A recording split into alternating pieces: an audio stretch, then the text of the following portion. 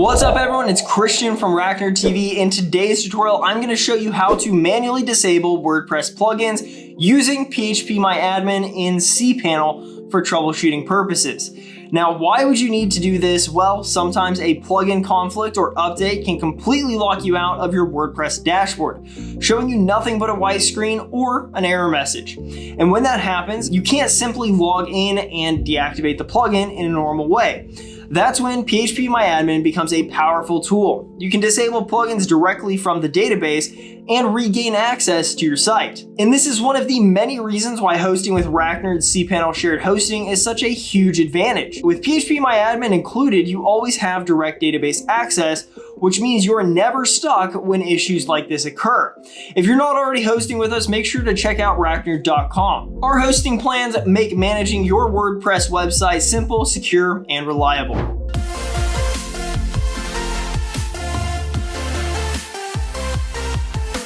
Before we dive into these steps, let me also mention that in our recent video, I showed you how to disable plugins using File Manager.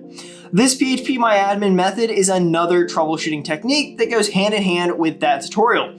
So if you haven't seen it yet, I recommend checking it out after this video. All right, let's go ahead and move into the steps. First, log into your cPanel account. Once you're inside, scroll down to the database section and click on PhpMyAdmin. On the left-hand side, you'll see a list of databases. Click on the database that belongs to your WordPress site. If you're not sure which one it is, open your wp-config.php file from File Manager, and you'll find the database name listed inside. Once you've opened your database, look for the table called wp_options and click on it.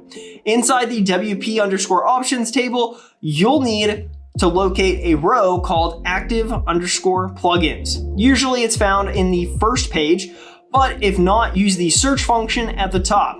Next, click Edit on the Active Plugins row.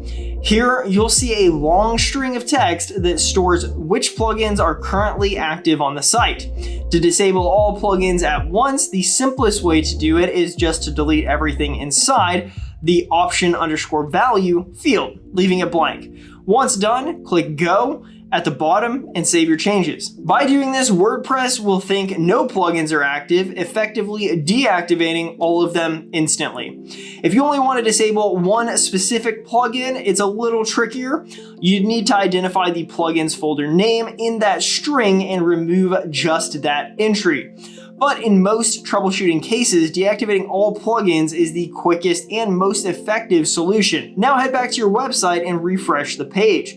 Most of the time, this will resolve the issue immediately and allows you to get back into your dashboard.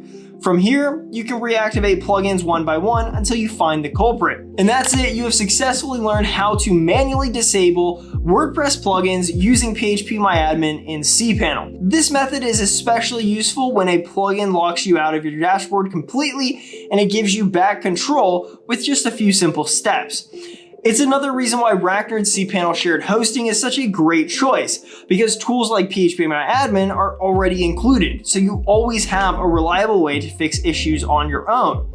So if you're looking for a dependable hosting with cPanel access, head over to RackNerd.com. And remember, if this tutorial helped you out, don't forget to subscribe to RackNerd TV for more step-by-step guides just like this. Thank you for watching. I'll catch you in the next video.